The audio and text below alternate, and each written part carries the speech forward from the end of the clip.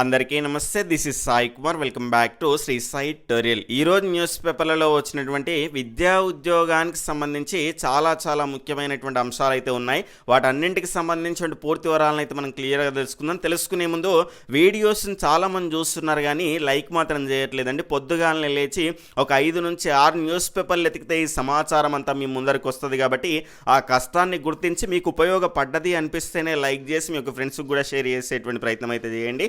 ఇలాంటి quality updates అనేటువంటి మీరు రెగ్యులర్గా పొందాలి అనుకుంటే ఈ వీడియో క్రింద ఉన్నటువంటి సబ్స్క్రైబ్ బటన్ క్లిక్ చేసుకొని పక్కన ఉన్నటువంటి all notification bell icon click చేస్తే నేను చేసేటువంటి ప్రతి వీడియో కూడా మీకు నోటిఫికేషన్ ఓపెన్లోకి వచ్చేస్తుంది. ఇక లేట్ చేయకుండా మన యొక్క మొదటి అంశంలోకి వెళ్ళే ముందు డిఎస్సి 2025కు ఉపయోగపడేటువంటి చాలా ముఖ్యమైనటువంటి కరెంట్ అఫైర్స్ రోజు మన గ్రూప్స్లో మీకు షేర్ చేయడం అయితే జరుగుతున్నది. ఇంకా ఎవరైనా జాయిన్ అవ్వని వాళ్ళు ఉంటే కనుక ఈ రకమైనటువంటి ఫ్రీ సర్వీస్ అనేటువంటిది పొందాలి అనుకుంటే వీడియో యొక్క కామెంట్ సెక్షన్లో మొదటి మెసేజ్గా మీకు బ్లూ కలర్ లింక్ కనిపిస్తుంది. దానిపైన క్లిక్ చేసి జాయిన్ అవ్వండి.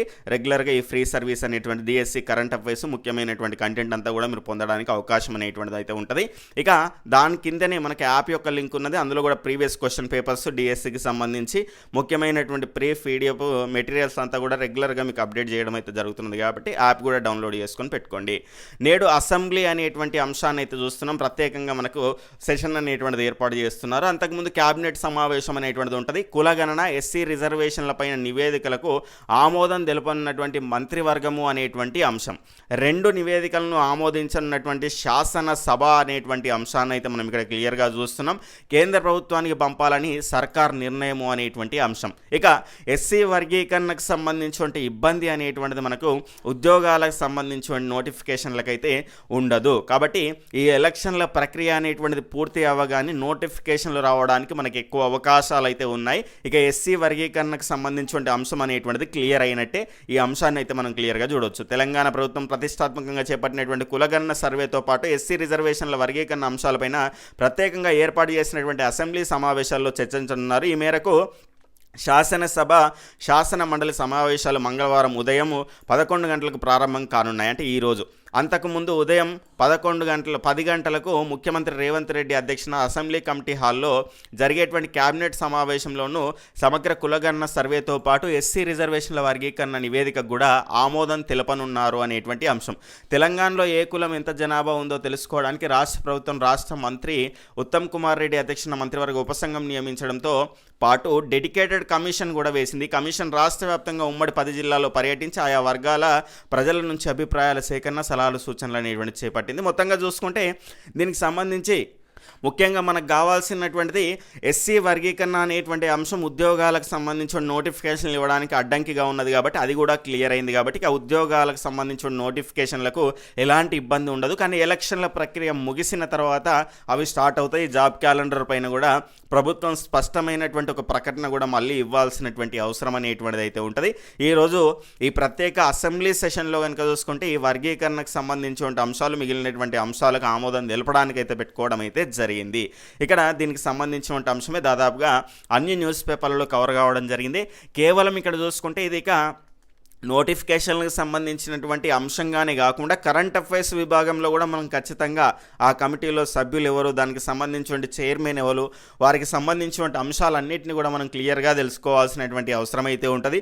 సర్వేలు అనేటువంటి సమగ్ర కుటుంబ సర్వే అనేటువంటిది ఎప్పుడు స్టార్ట్ అయింది, దానికి సంబంధించిన ప్రత్యేకతలు, ఏ అంశాలు, సామాజిక, ఆర్థిక, ఉద్యోగ, విద్య, ఈ రకమైనటువంటి అంశాలు కూడా మనకు క్వశ్చన్స్ అనేటువంటివి రావడానికి అవకాశం అనేటువంటిది ఉన్నది. కాబట్టి ప్రభుత్వ పథకాలు, ప్రభుత్వం నిర్వహించిన సర్వేలు, ఇలాంటి మనకు ఏర్పాటు చేసినటువంటి కమిషన్లకు సంబంధించిన అంశాలపైన కూడా మనం పట్టు సాధించాల్సినటువంటి అవసరం అయితే ఉంటుంది. వీటిపైన ఖచ్చితంగా మనకు పోటీ పరీక్షల్లో కరెంట్ అఫైర్స్ విభాగంలో ప్రశ్నలు అనేటువంటివి ప్రతిసారి రిపీట్ అవుతున్నాయి. కాబట్టి వాటిని చూసుకునే ప్రయత్నం అయితే చేయండి. 4 కేటగిరీలుగా ఎస్సీ వర్గీకరణ అనేటువంటిది అయితే ఉంటుంది. ఎస్సీ వర్గీకరణ పైన ఏకసభ్య కమిషన్ సిఫారసు, మంత్రివర్గ ఉపసంఘానికి నివేదిక, 2 దఫాలుగా అధ్యయనం చేసిన ఉపసంఘం, అనంతరం సీఎంతో భేటీ, నేడు మంత్రి మండలి ముందుకు ఆ వెంటనే శాసనసభలో కూడా చర్చ అనేటువంటిది ఉంటుంది అనేటువంటి అంశం. దీనికి సంబంధించినటువంటి ఏకసభ్య కమిషన్ చైర్మన్ కనుక చూసుకుంటే జస్టిస్ షమీం అఖ్తర్ అనేటువంటి అంశం. ఇది గుర్తుపెట్టుకునేటువంటి ప్రయత్నం అయితే చేయండి.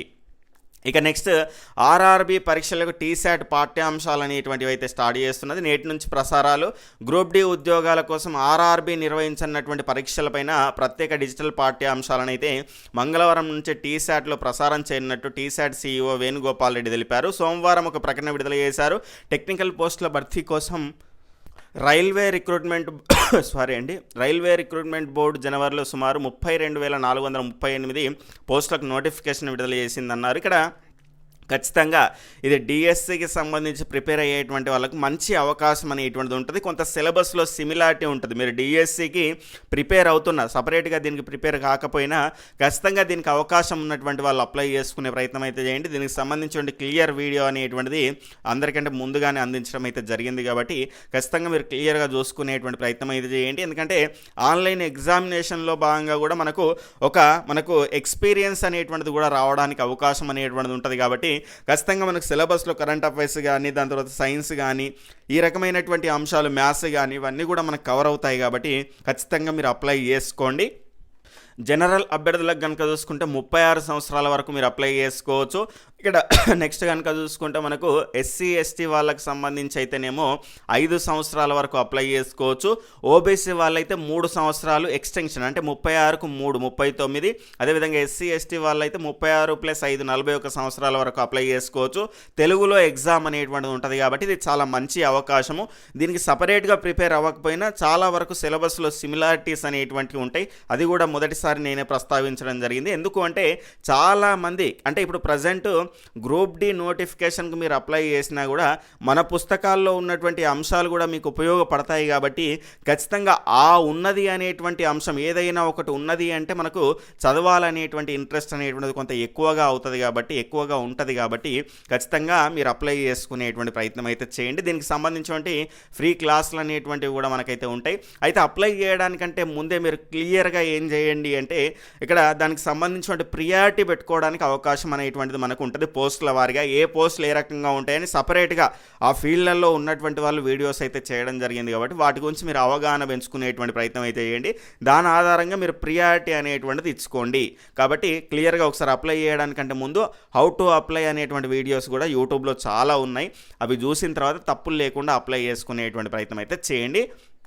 నెక్స్ట్ గ్రూప్ 1 ఫలితాలకు లైన్ క్లియర్. 2 పిటిషన్లను కొట్టేసినటువంటి సుప్రీంకోర్టు రాష్ట్రంలో గ్రూప్ 1 ఫలితాల విడుదలకు లైన్ క్లియర్ అయింది. ఫలితాల విడుదలపైన దాఖలైనటువంటి 2 పిటిషన్లను సుప్రీంకోర్టు అనేటువంటిది కొట్టేసింది. జీవో 29 రిజర్వేషన్ల అంశం తేలే వరకు పరీక్షా ఫలితాలను ప్రకటించొద్దని పలువురు అభ్యర్థులు హైకోర్టులో పిటిషన్లు దాఖలు చేయగా డిసెంబర్ 26న పిటిషన్లు హైకోర్టు కొట్టేసింది. కాబట్టి ఇక గ్రూప్ 1 ఫలితాలకైతే లైన్ క్లియర్ అయింది అనేటువంటి అంశాన్ని అయితే మనం ఇక్కడ చూడొచ్చు. నెక్స్ట్ ఇక్కడ ఈ నెలాఖరులోనే గ్రూప్స్ ఫలితాలు అనేటువంటివి అయితే వస్తాయంట. సుప్రీంకోర్టులో కేసులు కొట్టివేయడంతో తొలగిన అడ్డంకులు ముందుగా గ్రూప్ 1 జిఆర్ఎల్, ఆ తర్వాత గ్రూప్ 2 గ్రూప్ 3 రిజల్ట్ అనేటువంటిది ఇస్తారు.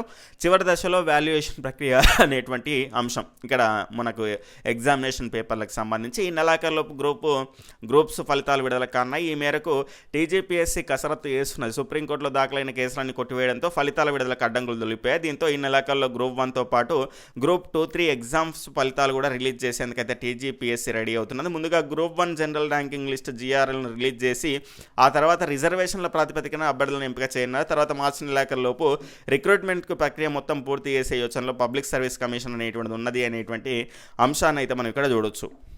ఇక నెక్స్ట్ డిఎస్సి 2008 అభ్యర్థులకు సంబంధించిన నియామకాలు చేపట్టాల్సిందే అని ఇక్కడ హైకోర్టు అయితే స్పష్టం చేయడం జరిగింది. ఎమ్మెల్సీ ఎన్నికల ప్రవర్తన నియమావళితో ముడిపెట్టరాదు హైకోర్టు స్పష్టీకరణ.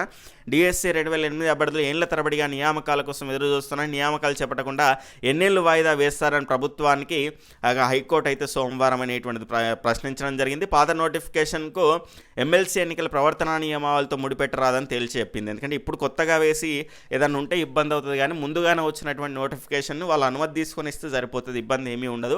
అదేవిధంగా టెట్కి సంబంధించి ఫలితాలు కూడా వస్తాయండి రేపు, ఎలాంటి ఇబ్బంది ఉండదు. దాని గురించి మీరు ఆలోచించాల్సినటువంటి అవసరం అనేటువంటిది అయితే లేదు. హైకోర్టు ఉత్తర్వులు ఇచ్చినటువంటి దాని తర్వాత ఎన్నికల నియమావళితో సంబంధం లేదని 2024 ఫిబ్రవరిలో ఇచ్చినటువంటి ఉత్తర్వులను అమలు చేయాల్సిందేనని స్పష్టం చేసింది. గడువు పొడిగించేటువంటి ప్రసక్తి లేదండి. ఇక్కడ నియామకాలు చేపట్టకపోతే తదుపరి విచారణకు ఉన్నతాధికారులు హాజరు కావాల్సి ఉంటుందని పేర్కొంది. 2008 డిఎస్సికి సంబంధించి 1382 పోస్టుల భర్తీకి సిద్ధంగా ఉన్నామని, అయితే ఎమ్మెల్సీ ఎన్నికల ప్రవర్తన నియమావళి అమల్లోకి వచ్చిందని, అది పూర్తయ్యేదాకా గడువు ఇవ్వాలని ప్రభుత్వం హైకోర్టుకు మధ్యంతర పిటిషన్ దాఖలు చేసింది. దీనిపైన జస్టిస్ అభినంద్ కుమార్ షావలి, జస్టిస్ తిరుమలాదేవి వీళ్ళతో కూడినటువంటి ధర్మాసనం సోమవారం విచారణ చేపట్టింది. అడ్వకేట్ జనరల్ వీళ్ళంతా వాదనలు వినిపిస్తే డిఎస్సి భర్తీ కానీ ఎస్జిటి పోస్టులను ఇక్కడ ఏపీలో లాగా అర్హత సాధించినటువంటి బీఈడీ అభ్యర్థులు కాంట్రాక్ట్ పద్ధతిలో భర్తీ చేయాలని హైకోర్టు 2024లో ఇచ్చినటువంటి ఉత్తర్వుల మేరకు తెలంగాణ ప్రభుత్వం మంత్రివర్గ ఉపసంఘాన్ని ఏర్పాటు చేయడం జరిగింది. ఉపసంఘం సిఫారసుల మేరకు నియామకాలు చేపట్టడానికి కూడా ప్రభుత్వం సిద్ధంగా ఉందన్నారు. డిఎస్సి చాలా రోజుల నుంచి ఈ అంశానికి సంబంధించి అభ్యర్థులు ఎదురు చూస్తున్నారు కాబట్టి ఇప్పటికే లేట్ అయింది కాబట్టి దీన్ని క్లియర్ చేయాల్సినటువంటి అవసరం అనేటువంటిది అయితే ఉన్నది. హైకోర్టు కూడా అదే అంశాన్ని స్పష్టమైతే చేయడం జరిగింది. ఇక ఈ 2008 డిఎస్సి అభ్యర్థుల కాంట్రాక్టర్ టీచర్ పోస్టులు అనేటువంటి అంశాన్ని అయితే ఇక్కడ దీనికి సంబంధించినటువంటి అంశం అయితే ఇవ్వడం జరిగింది. క్లియర్గా చూసుకునేటువంటి ప్రయత్నం అయితే చేయండి. ఇక next TG AP set schedule అనేటువంటిది రిలీజ్ అయింది. 22 నుంచి అప్లికేషన్లు అనేటువంటివి స్టార్ట్ అవుతాయి. మే 2 నుంచి పరీక్షలు, మార్చి 15 నుంచి పీజీఈ సెట్ దరఖాస్తులు, షెడ్యూల్ విడుదల చేసినటువంటి ఉన్నత విద్యామండలి అనేటువంటి అంశాన్ని అయితే మనం ఇక్కడ చూస్తున్నాం. ఈ రకంగా ఈరోజు న్యూస్ పేపర్లో వచ్చినటువంటి విద్యా ఉద్యోగ సమాచారం, వివిధ దినపత్రికల్లో వచ్చినటువంటి పోటీ పరీక్షలకు ఉపయోగపడేటువంటి పీడిఎఫ్ కూడా రెగ్యులర్గా మన గ్రూప్స్లో మీకు షేర్ చేస్తూ ఉన్నాను. 4 రకాల న్యూస్ పేపర్స్, ఒక ఇంగ్లీష్ న్యూస్ పేపర్స్, ఆ రకంగా మీకు రెగ్యులర్గా కరెంట్ అఫైర్స్ ఇవన్నీ కూడా రెగ్యులర్గా షేర్ చేస్తున్నాను. ఇంకా జాయిన్ అవ్వని వాళ్ళు ఉంటే తప్పకుండా జాయిన్ అవ్వండి. వీడియోని చివరి వరకు చూసిన వాళ్ళు తప్పకుండా మెసేజ్ చేయండి. చాలామంది చేస్తున్నారు. థ్యాంక్ యూ అండి. ప్రతి ఒక్కరికి రిప్లై ఇవ్వలేకపోయినా అన్నీ కూడా చూస్తాను. ఆ అంశాన్ని మీరు గుర్తుపెట్టుకునేటువంటి ప్రయత్నం అయితే చేయండి. బాయ్, టేక్ కేర్, జై హింద్.